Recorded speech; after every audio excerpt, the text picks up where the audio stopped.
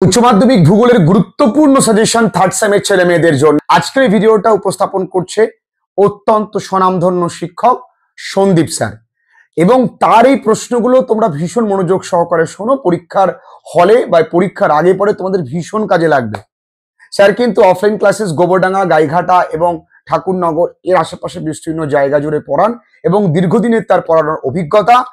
তোমাদের এটা সৌভাগ্য বা আমারও সৌভাগ্য, তোমাদের জন্য স্যার এত সুন্দর একটা স্যার দূরে রয়েছেন, তোমাদের জন্য ভিডিও উপস্থাপন করে দিচ্ছে।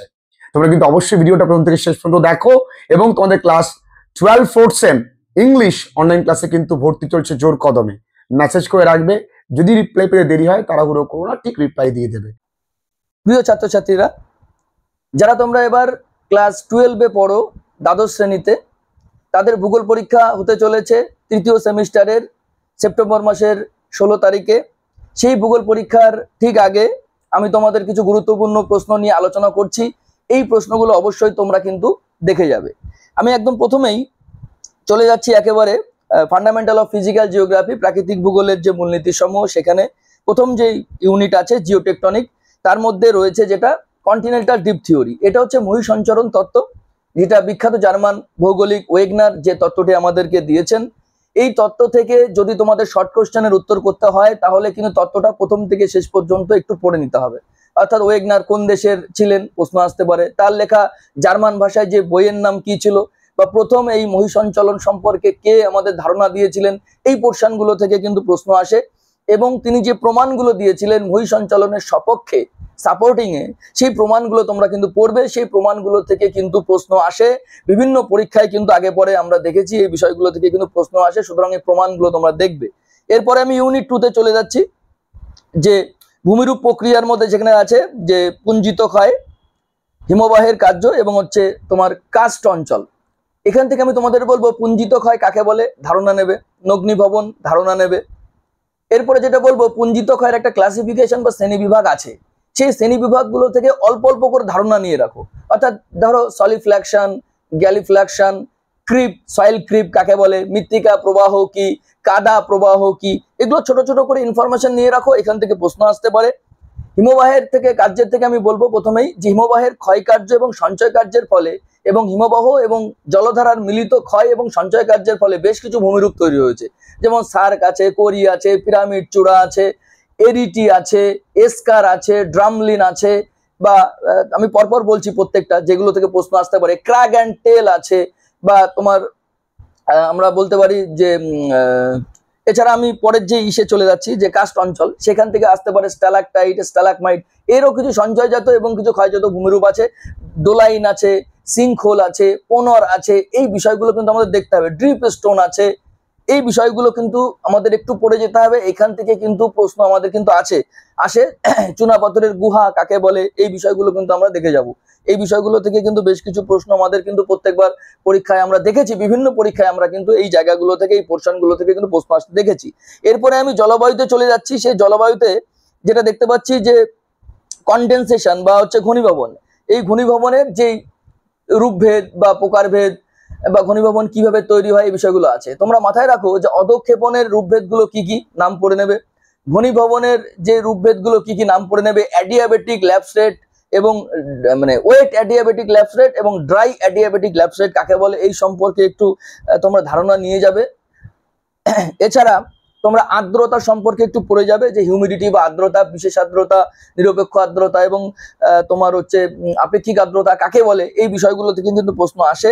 এরপরে আমি চলে যাচ্ছি হাইড্রোস্ফিয়ারে। হাইড্রোস্ফিয়ারে যেখান থেকে আমি তোমাদের বলি, এটাকে বাড়িমণ্ডল আমরা বলি বাংলায়।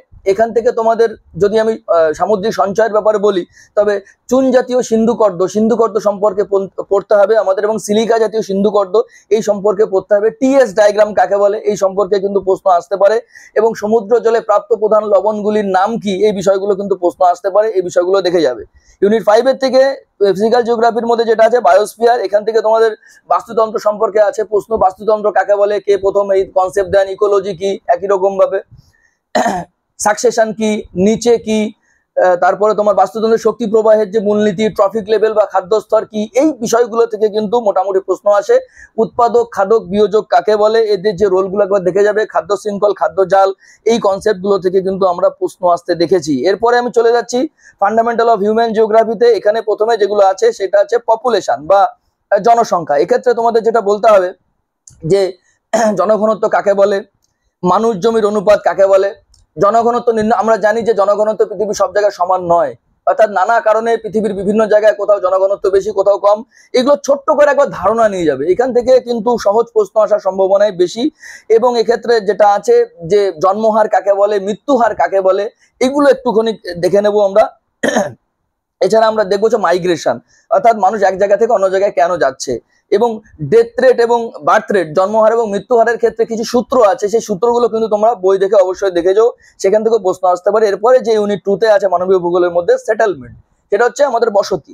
এই বসতির মধ্যে যেগুলো আমরা দেখে যাব মোটামুটি গ্রামীণ বসতির শ্রেণীবিভাগ এবং হচ্ছে শহুরে বসতির শ্রেণীবিভাগ। ঠিক আছে, গ্রামীণ বসতির মধ্যে রৈখিক বসতি থেকে প্রশ্ন আসবে, এটা দেখেছো, জাস্ট কনসেপ্টটা তোমরা নিয়ে যাও, আর কিছু না, তোমরা প্রশ্ন পারবে। এখান থেকে কিন্তু ছবি আসতে পারে, অর্থাৎ চিত্র দিয়ে প্রশ্ন আসতে পারে। একটা ধরো চিত্র দিয়ে দিল, সেই চিত্র দেখে তোমাদের আইডেন্টিফাই করতে হবে যে এটা বিক্ষিপ্ত বসতি নাকি গোষ্ঠীবদ্ধ বসতি নাকি রৈখিক বসতি, এমন প্রশ্ন কিন্তু আসতে পারে। এইভাবে আমাদের দেখে যেতে হবে। এছাড়া যখন আমরা শহুরে বসতির শ্রেণীবিভাগ করব, সেক্ষেত্রে ধরো প্রশাসনিক শহরের উদাহরণ দাও, ধর্মীয় শহরের উদাহরণ দাও, শিক্ষামূলক শহর কি, সাংস্কৃতিক শহর কি, সামরিক শহর কি, এই উদাহরণগুলো কিন্তু দিতে পারে বলে আমার ধারণা। এরপরে আমরা চলে আসছি একদম লাস্ট আমাদের ইউনিটে, সেটা হচ্ছে জিওগ্রাফি অফ ইন্ডিয়া। এখানে পপুলেশন অফ ইন্ডিয়া, ভারতের যেই জনঘনত্ব কত, লাস্ট যে সেন্সাসের যে ডাটা, জনশুমারির যে ডাটা 2011, সেই ডাটাটা তোমরা একটু দেখে যাবে যে এখানে শিক্ষার হার কত ছিল, মানে শিক্ষার পরিমাণ, জনঘনত্ব কত ছিল, মানুষ জমির অনুপাত কত ছিল, বা ভারতের কোন রাজ্যে মানুষ জমির অনুপাত সবচেয়ে বেশি, এই বিষয়গুলো কিন্তু তোমরা দেখে যাবে। আশা করছি এখান থেকে প্রশ্ন পাবে। জলসম্পদ থেকে যে বিষয়গুলো এখানে আছে, সেখানে আমাদের যেটা পড়তে হবে যে আমরা জলকে কিভাবে সংরক্ষণ করব, তার কতগুলি যে মেথড বা পদ্ধতি, সেগুলো আমরা দেখে যাব। জলসেচের যে পদ্ধতিগুলো আছে, কূপ আছে, নলকূপ আছে, খাল কোথায় জলসেচ আছে, এগুলো ভারতের কোথায় কোন রাজ্যে সবচেয়ে বেশি করা হয়, ভারতের সেচ সেবিত জমির পরিমাণ কোন রাজ্যে সবচেয়ে বেশি, এই প্রশ্নগুলো আসতে পারে। জলবিভাজিকা কি, হয়তো প্রশ্ন করতে পারে যে ভারতের একটি প্রধান জলবিভাজিকার নাম লেখো, যেমন বিন্ধ্য পর্বত একটি জলবিভাজিকা, সেটা কিন্তু উত্তর ভারতের নদী এবং দক্ষিণ ভারতের নদীগুলোর মধ্যে একটি প্রাচীর হিসাবে দাঁড়িয়ে আছে। এইখান থেকেও কিন্তু প্রশ্ন আসতে পারে। এরপর আছে ইউনিট 3-তে মিনারেল অ্যান্ড এনার্জি রিসোর্সেস, অর্থাৎ এখানে খনিজ সম্পদ এবং শক্তি সম্পদ সময়ে যেটা আমাদের পড়তে হবে, আমি তোমাদের বলি সিলেবাসে যেগুলো আছে, ধরো কয়লা আছে, পেট্রোলিয়াম আছে, প্রাকৃতিক গ্যাস আছে, বা নিউক্লিয়ার এনার্জি আছে। আর যদি আমি ধাতব খনিজের মধ্যে পড়ি, ম্যাঙ্গানিজ আছে, বক্সাইট আছে, কপার আছে, অভ্র আছে, এই যে বিষয়গুলো, এবং কিছু অপ্রাকৃতিক মানে তোমার যে নন কনভেনশনাল সোর্স অফ এনার্জি, অর্থাৎ যে শক্তিগুলোকে আমরা কম পরিমাণে আমরা ব্যবহার করি, হ্যাঁ, সেগুলো হচ্ছে আমাদের কিছু আছে। এবং ওটেকের পুরো নাম পড়বে, ওটিইসি, ওটেকের পুরো নাম কি পড়বে। আমি এক্ষেত্রে তোমাদের বলি যে ধাতব এবং অধাতব খনিজগুলো সিলেবাসে আছে, বা যে শক্তি সম্পদগুলো সিলেবাসে আছে, বা যে শক্তিগুলো আমরা খুব কম ব্যবহার করি, অপ্রচলিত শক্তি যাদেরকে আমরা বলি, সেটাও সিলেবাসে আছে।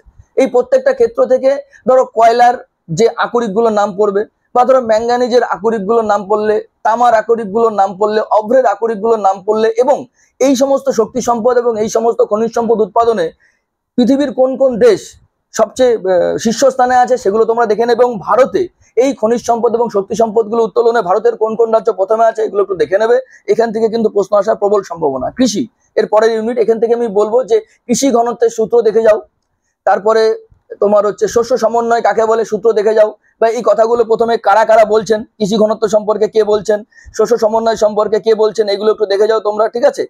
এবং ভারতবর্ষের যে শ্বেত বিপ্লব, সবুজ বিপ্লব এবং নীল বিপ্লব যেগুলো হয়েছিল, এর জনক কারা কারা আছে এবং কেন এই বিপ্লবগুলো হয়েছিল, কোন কোন জিনিসের সাথে বিপ্লবগুলো যুক্ত, এই বিষয়গুলো কিন্তু তোমরা একটু দেখে যাবে। এখান থেকে মোটামুটি প্রশ্ন আসবে বলা যায়। এছাড়া আমাদের যেটা দেখতে হচ্ছে পাট এবং কটন, তুলা এবং সুগার কেন এবং হচ্ছে টি, এই যে চারটে ফসল আমাদের কিন্তু আছে, যে চারটে ফসল, এই চারটে ফসল উৎপাদনে ভারতের কোন কোন রাজ্য এগিয়ে, বা ভারতের কোন কোন বা পৃথিবীতে এই ফসলগুলো উৎপাদনে প্রথম স্থানাধিকারী দেশ কোনগুলো, এগুলো কিন্তু তোমরা একবার দেখে যাবে। এরপরে যেটা আছে সেটা হচ্ছে পরিবহন এবং যোগাযোগ ব্যবস্থা। এক্ষেত্রে আমাদের দেখতে হবে স্থল পরিবহন, জল পরিবহন, আকাশ পরিবহন, রেল পরিবহন, এই পরিবহনগুলো সম্পর্কে একটুখানি ধারণা নিয়ে যেতে হবে। আশা করছি এখান থেকে তোমরা প্রশ্ন পারবে। যেমন ধরো একটা প্রশ্ন আসতে পারে যে স্বল্প দূরত্বে যাওয়ার সবচেয়ে উপযোগী পরিবহনের মাধ্যম কি, কাছাকাছি যাবো, সেটা হচ্ছে সড়ক পথ, এরকম কিছু প্রশ্ন আসতে পারে। এবং ট্রেড অ্যান্ড ইকোনমি, বাণিজ্য সম্পর্কে আছে। এখানে তোমরা যেটা দেখে যাবে আন্তর্জাতিক বাণিজ্য কি, ভারত কোন কোন জিনিস বিদেশ থেকে কেনে বা কোন কোন জিনিস বিদেশে বিক্রি করি আমরা, অন্তর্দেশীয় বাণিজ্য কি, দেশের ভিতরে বাণিজ্য কিরকম কি হচ্ছে, যে বন্দরগুলো আছে সেই বন্দরগুলো তোমরা নাম একটু দেখে নিলে, বা কোন বন্দরের মাধ্যমে কোন কোন বিষয়গুলো বেশি পরিমাণে এক্সপোর্ট ইম্পোর্ট হচ্ছে, এই বিষয়গুলো তোমরা দেখে নেবে, তাহলে কিন্তু এই বিষয়গুলো থেকে প্রশ্ন আসবে। সুতরাং খুব বেশি আলোচনা আমি গেলাম না, যেহেতু এমসিকিউ লেভেলের পরীক্ষা। সেই এমসিকিউ লেভেলের পরীক্ষার উত্তর দিতে গেলে সর্বাগ্রে যেটা আমি বারবার বলছি, সেটা কিন্তু তোমাদের কনসেপ্ট ক্লিয়ার করতে হবে, সেটা বিষয়গত ধারণা কিন্তু তোমাদের করতে হবে, তাহলে কিন্তু আমার সমস্ত প্রশ্নের উত্তর পারবো। এখানে কোনো নির্দিষ্ট সাজেশন দেওয়া কিন্তু সম্ভব নয়। আমি মোটামুটি কিছু জিনিস বললাম, সেই পোর্শনগুলো তোমরা ভালো করে দেখে যাও, তাহলেই হয়ে যাবে বলে আমার ধারণা। প্রত্যেককে তাদের পরীক্ষার জন্য অনেক অনেক শুভেচ্ছা এবং শুভকামনা রইল। ধন্যবাদ।